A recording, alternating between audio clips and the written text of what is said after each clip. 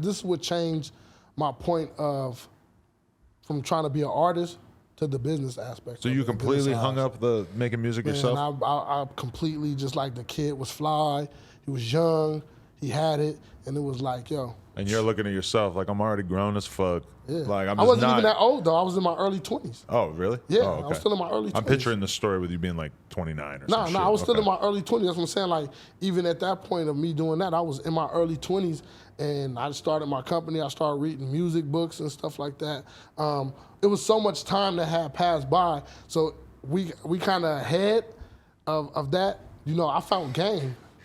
Oh, okay. I got Game his situation. This is before you went to Atlanta, or? This is before I started like really moving around. Like Cam from Watts introduced me to Game. Okay. Game didn't have no tattoos, no nothing. I mean, he had like one tattoo which said Game on his neck. What year are we talking that you met him? This is early 2000s. Okay. Like this is like early 2000s, and because he came out in 2004.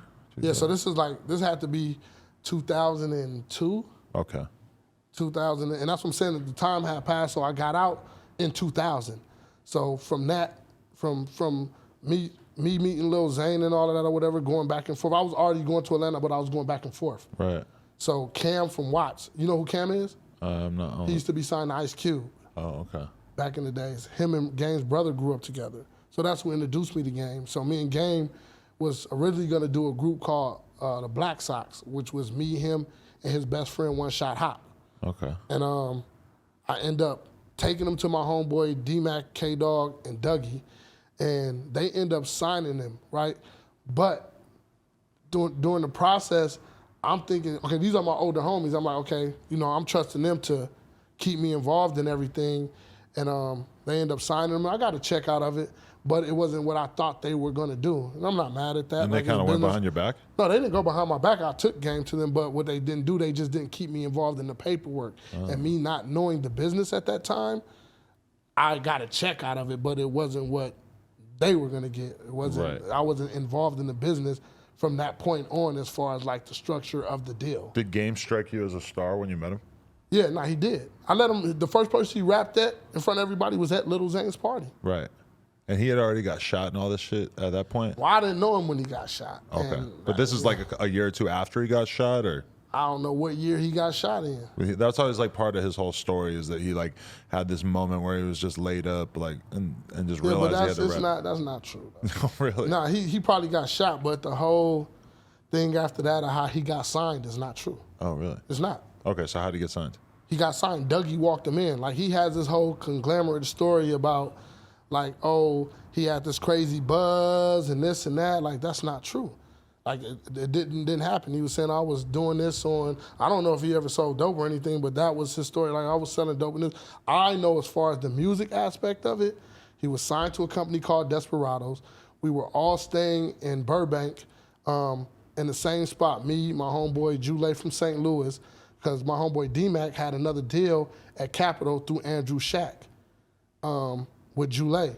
So at that point, when Dougie, before that happened, Dougie D is the one that walked him in to Mike Lynn and this guy named Big Chuck. Like, so there was no buzz. My homeboy K-Dog is the one who gave him the money to go to the Bay Area to go record up there. So what he did up there, we don't know. If he signed something with JT the Bigger Figure, we don't know. But me and him was going to the studio every single day. My homeboy K-Dog studio had a studio on Cahuenga and Hollywood Boulevard in this big ass building. We were writing together. We were doing the shit together.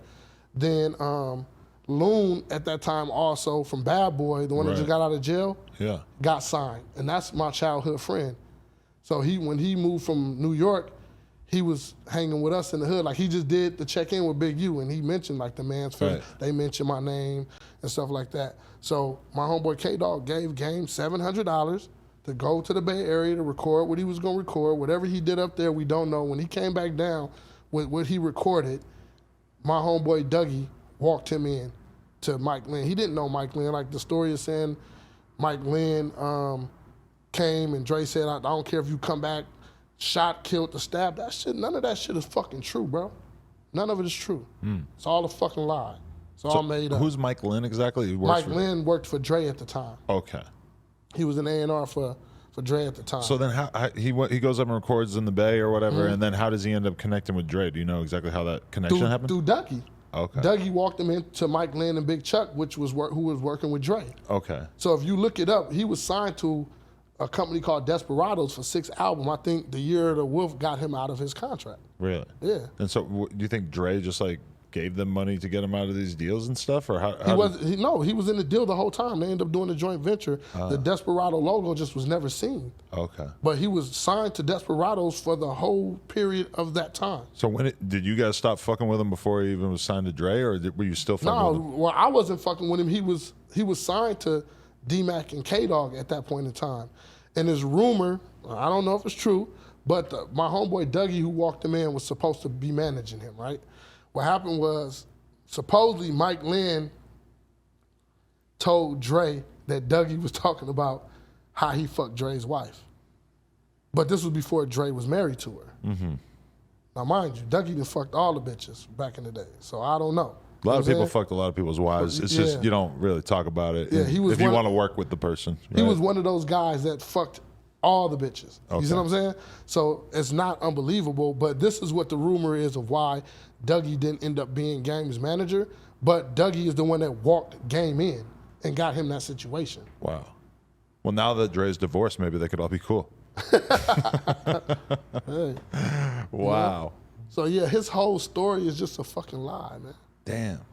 And so you stopped fucking with him around that time, or? I never really stopped fucking with him. He just separated himself. You know what I'm saying? I guess he had his own agenda. Like, he's one of those dudes that, you know, like, this nigga apologize, do this, do that. He has his own agenda, and I don't know what his agenda was. I don't know, you know.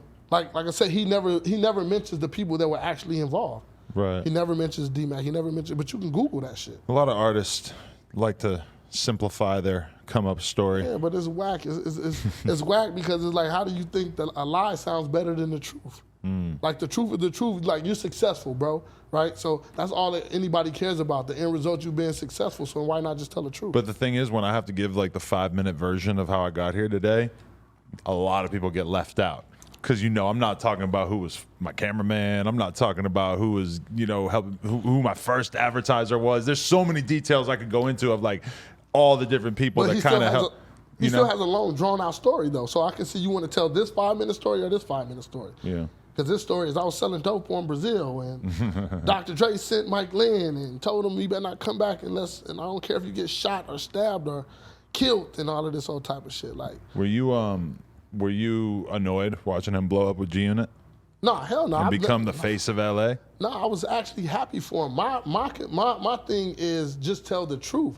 Like, I'm glad that he's successful. Like I said, it's like saying like Cardi B, right? And I'm just using their example because you had a lot of people say a lot of stuff about her. Oh, she was a stripper. She was this. She was this. Nobody gives a fuck. The end result is she's successful. So what?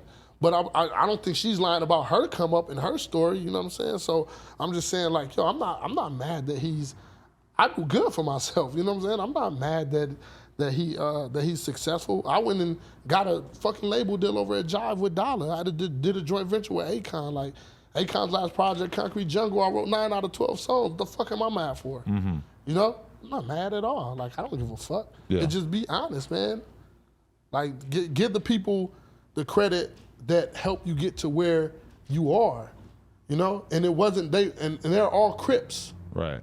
All of them. They're all Crips. He was signed to some Crips at the end of the day. Like, I don't know if he's hiding that, like, oh, I'm a blood, so I don't want to tell people I was signed to the Crips, but that's what it was.